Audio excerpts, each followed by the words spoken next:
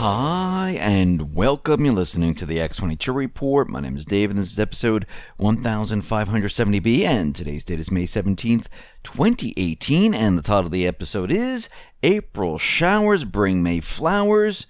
Is it happening? Let's get into the economic collapse, political, and geopolitical news. Now, Trump is out there today, and he's tweeting like crazy, and he's referring to a report that says the FBI under former President Obama spied on the Trump campaign during the 2016 presidential election. And Trump went on to tweet the following: "Wow, word seems to be coming out that the Obama FBI spied on the Trump campaign with an embedded informant. There's probably no doubt that they had at least one confidential informant in the campaign. If so, this is bigger than Watergate." Now, the report alleges that the Obama-led agencies used their surveillance powers to monitor the Trump campaign. Now, this is not the first time that the Obama administration has been accused of spying on the Trump campaign. Last year, remember, Trump accused the former president of wiretapping the Trump Tower, which turned out to be true. Now, Giuliani, who is the Punisher, according to Q, has spoken with Mueller, and Mueller has told Trump and his team that he won't indict him.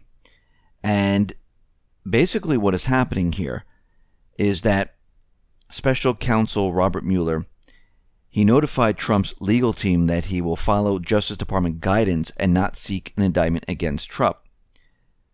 And Giuliani says all they can do is write a report. Federal prosecutors are barred from indicting a sitting president, as laid out in a Justice Department memo. Giuliani says that Mueller has no choice but to follow its guidance. Giuliani said this case is essentially over. They're just in denial. And remember, Q continually says, "Here comes the pain, here comes the pain." Now, we know that Q has been talking about April showers bring May flowers, and people are saying, well, where are the May flowers? Are they ever coming? And we've been waiting for something to happen. And it looks like the long-awaited report by the Department of Justice Internal Watchdog has moved into its final phase. Inspector General Michael Horowitz told lawmakers in April that he expected to issue the report in May. Is this the May flowers Q has been talking about? Now, to be clear, this report will have nothing to do with the FBI's alleged FISA abuse, high-level collusion against the Trump campaign, or the genesis of the counterintelligence investigation against Trump. The OIG will be covering those issues as part of a separate investigation announced in late March. The report on Clinton email investigation will, however, cover the conduct of FBI agent Peter Strzok and Lisa Page, who spearheaded the Clinton email investigation before also handling the early Trump-Russia investigation. Now, Horowitz's report will undoubtedly also cover significant edits made by the FBI's top brass to Hillary Clinton's exoneration statement, effectively decriminalizing her mishandling of classified information so that she wouldn't be prosecuted by the Department of Justice. On January 12th of last year, Inspector Horowitz announced an OIG investigation based on requests from numerous chairmen and ranking members of congressional oversight committees, various organizations like Judicial Watch, and members of the public. The initial focus ranged from the FBI's handling of the Clinton email investigation to whether or not Deputy FBI Director Andrew McCabe should have been recused from the investigation, to potential collusion with the Clinton campaign and the timing of various Freedom of Information Act releases.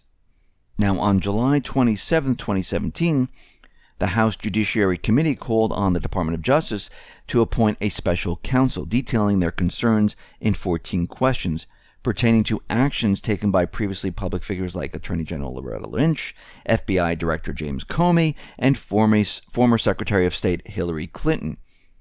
The questions range from Loretta Lynch directing Mr. Comey to mislead the American people on the nature of the Clinton investigation, Secretary Clinton's mishandling of classified information and the mishandling of her email investigation by the FBI, the Department of Justice failure to impanel a grand jury to investigate Clinton, and questions about the Clinton Foundation, Uranium One, and whether the FBI relied on the Trump-Russia dossier created by Fusion GPS.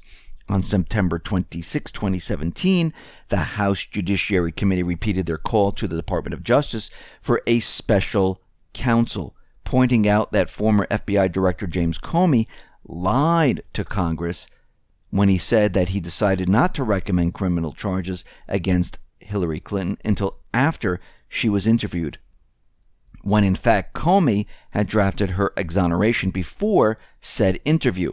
And now the OIG report can tie all of this together. So journalist Paul Sperry reports that the IG Horowitz report has found reasonable grounds for believing there has been a violation of federal criminal law in the FBI, Department of Justice, handling of the Clinton investigation, and has referred his findings of potential criminal misconduct to Huber for possible criminal prosecution. Sperry also noted on Twitter that the FBI and Department of Justice have been targeting former National Security Advisor Mike Flynn before his December 2016 phone call with Russian Ambassador Sergei Kislyak. Now, we need to go back to post 1349, this was May 13th, where Q dropped some breadcrumbs here and basically went on to say sealed indictments, defined indictment, and then he gave the definition. An indictment is a formal accusation against one or more defendants, charging them with one or more crimes in the federal criminal system. The indictment is the principal method by which prosecutors initiate criminal proceedings. And then he asked the question, how are they sealed? How are they secured? How are they safeguarded? And then he went on to say, reread breadcrumbs. Department of Justice, FBI, IG/Huber. Who appointed Huber? Sessions did. What departments must be clean prior to prosecuting for getting justice under the law? Well, Q listed them. FBI, Department of Justice, federal judges, the CIA, the state. So, Attorney General Jeff Sessions appointed John Huber, Utah's top federal prosecutor, to be paired with IG Horowitz to investigate the multitude of accusations of the FBI misconduct surrounding the 2016 U.S. presidential election. The Inspector General is significantly limited in his abilities to investigate. IG's office does not have authority to compel witness interviews, including from past employees, so its investigation will be limited in scope in comparison to a special counsel investigation. Now, Sessions decided he's going to pair Horowitz with Huber, and by doing this, he keeps the investigation under the Department of Justice roof and out of the hands of an independent investigator, and allows Huber to do everything the IG can't. So we can see this has been set up going back in time. This was the plan. Is this going to bring May flowers? Because this report is going to hit any day now. They're going to give it to certain government officials. They're going to read it first. I think they're going to sign non-disclosure agreements or whatever they're going to sign, and they're going to review it. And I'm sure what's in there is going to be pretty darn damaging. And I believe all the players are all set. This is why they've been cleaning house and taking the time, because how do you prosecute someone or a group of people if everyone in the department is in on it? It can't be done. You need to clean it out first. So the plan is moving forward. You need to take these steps first before you can actually unseal the indictments and start the prosecution. You need evidence. You need a clean house. You need fresh people in there to actually do the job. Now we see the Senate, they're voting to restore net neutrality. It looks like the U.S. Senate voted to keep the 2015 net neutrality. Then it goes to the House, and if the House votes for it, well, then it goes to Trump. Most likely he's going to veto it. The deep state, they're trying to do whatever they possibly can to get back what Trump is getting rid of. And they're continually trying. Now, with North Korea, the corporate media, they are really pushing the agenda for the deep state. And we've been hearing from the corporate media that North Korea is threatening to cancel the summit. It's all over the place on CNN, the Wall Street Journal, the Washington Post, New York Times, and everyone is just continually repeating the same exact thing over and over and over. Now, the North Koreans, they did make a statement, and we have the statement that they made. And what they did was they took a piece of it and they went with it. So basically, the U.S. Department has informed everyone that the summit is on. They're making preparations. North Korea never notified them that anything is canceled. So the president is going to Singapore, where the meeting is going to take place. So if one actually reads the statement of North Korea, rather than taking what the corporate media says about it as the truth, one thing is clear. North Korea isn't making any unilateral concessions without getting something in return. No one ever assumed otherwise. The North singles out John Bolton. This is where the problem is. Remember, he's a neocon. McMaster's kind of did the same exact thing, where he put out this propaganda and the corporate media went with it. Bolton's putting out propaganda and the corporate media is going with it. Do you think this is why Trump put him in there to distract? I'm starting to think, yeah. So the North singles out John Bolton. They said, we do not hide our repugnance toward him, decrying his invocation of the Libyan model, which ended in the death of Gaddafi. Yet a literal reading of the North Korean statement wasn't good enough. The corporate media put it into their own words for their agenda. North Korea is rapidly moving the goalpost for the next month's summit between Kim Jong-un and President Trump, saying the United States must stop insisting it unilaterally abandon its nuclear program and stop talking about Libya-style solution to the standoff. It is the corporate media who is moving these goalposts, which were never positioned so as to force Kim Jong-un to accept Gaddafi's fate. No one makes unilateral concessions unless they lost a war and are negotiating the terms of surrender. This distortion of what the North Koreans are saying is just a reflection of the corporate media using propaganda. The headline itself is a lie.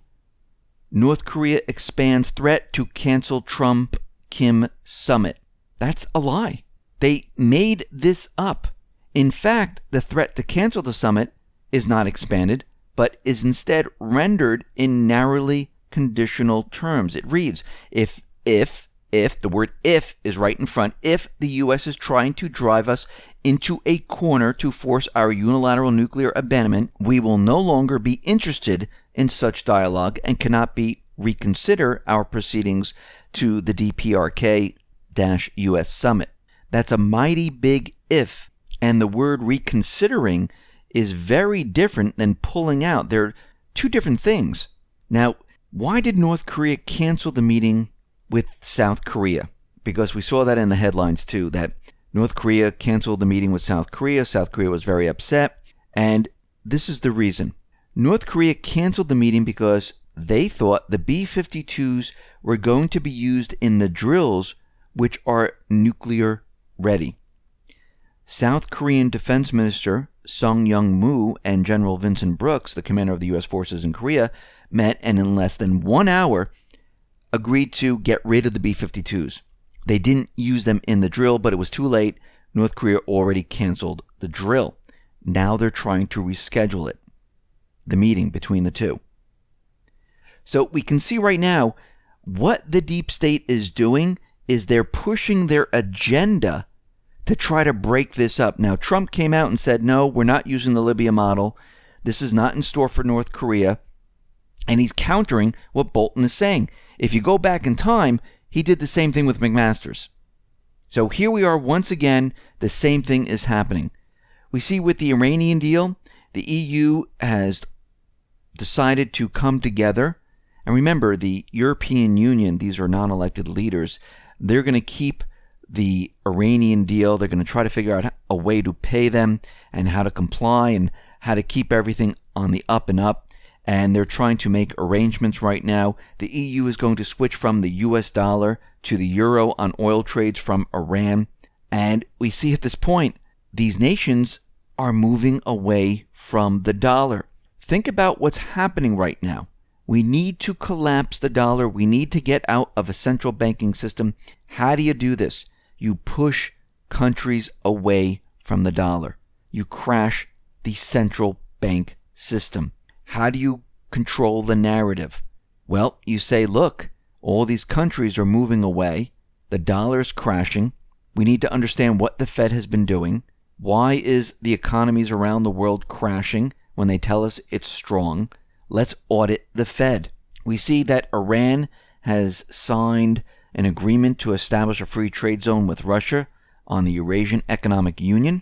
And we can see that they're moving closer to Russia, closer to China, and we see the European nations are doing the same exact thing. And we see that all of this is because the U.S. decided to cancel the Iranian deal, creating chaos around the world, having the deep state split up, having each faction of the deep state go in their own way, having countries move away from the dollar.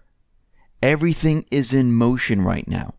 And we're not even talking about finding out about the Uranium One deal, finding out about the FISA, finding out about the email scandal, about selling secrets to other countries. That's a whole nother level that we're going to get to. Now we see that there's a lot happening out in Gaza with the Palestinians. And there's a video that is circulating on social media claiming to be the evidence that Hamas is faking deaths in Gaza. The only problem is that this video is from 2014 and they're recirculating. So this is an old video. They're trying to use it to say, look, they're not really dead because they're moving and a dead person can't move. But again, this was from 2014. This looks like it was a staged what was going on at that time, but it's not an up-to-date video. But it looks like a lot of people are using this to say, hey, look, Hamas is behind all of this. Hamas is faking the deaths, and this whole video has been completely debunked. Now, the Israeli military says their rocket warning were sounded on the Israeli-occupied Golan Heights area, and they're saying that it went off. Rockets were incoming, but they come to find out that there were no rockets that were headed towards them, that this was a false alarm.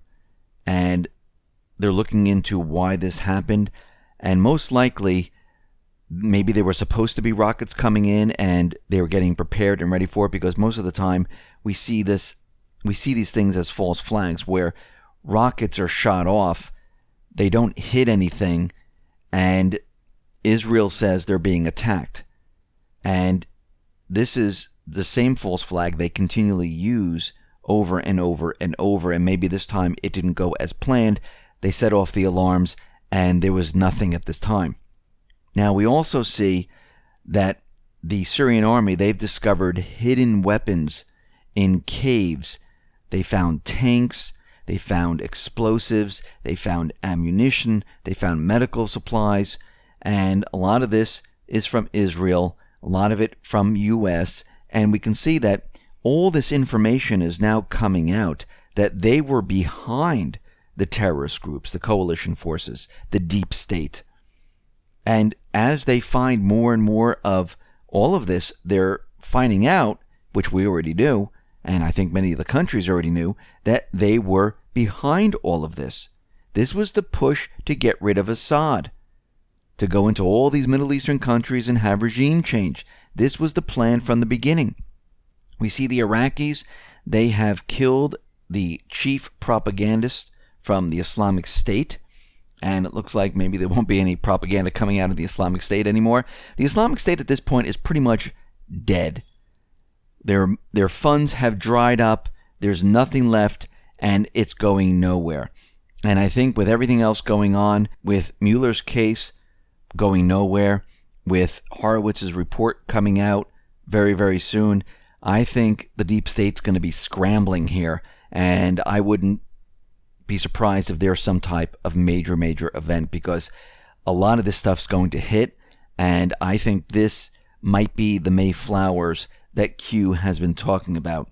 We see the OPCW report on the chemical attack. This was the report on the February 4th attack, and this is where the OPCW didn't go into Syria. They didn't have anyone on the ground. They relied on social media. They relied on other people giving them information. And they come to the conclusion that, yes, chlorine was used, and we don't know who used it. And we came to this conclusion because people told us that chlorine was used, and they showed us empty canisters. But again, nobody was on the ground. Nobody was there because the attack took place in the terrorist area, so they couldn't go into the area. So once again, this report is ridiculous. Russia's out there saying, we don't even understand this report because they didn't even visit Syria. How are they coming to this conclusion? Imagine if you were on trial for a robbery or murder or anything, and all they did was listen to other people and get their information from social media. There was no investigation whatsoever, and they used that information to convict you. It's absolutely ridiculous because you don't know if that's true or not. You're just taking whatever you hear out there and using it. There's no investigation. This is what's happening here. And this is why Russia's scratching their head going, I don't even understand this. But once again, the OPCW, what they do is they don't pin it on anyone. And they just say, yeah, it was used, but we don't know who did it. And that's how they get off the hook. But we can see the deep state is reeling right now, and they're in big trouble. And we can see right now they're scrambling out in Europe because of the Iranian deal. We see they're going to be scrambling here in the United States because with this report that's coming out, Mueller can't go anywhere with what he is doing. He has absolutely nothing. And this whole thing is completely falling apart. And Trump tweeting out that Obama had an informant within the campaign, which we know because Q has already told us there were plans. He already said Carter Page, Manafort. Maybe there were others. And all of this is going to come out. This is why all these key people were put into place. This is why it's taken so long. And we can see the clock is ticking down right now. So the deep state, they might try something. Listen, everyone, thanks a lot for listening. Be well, be safe, and especially be prepared. Thanks a lot.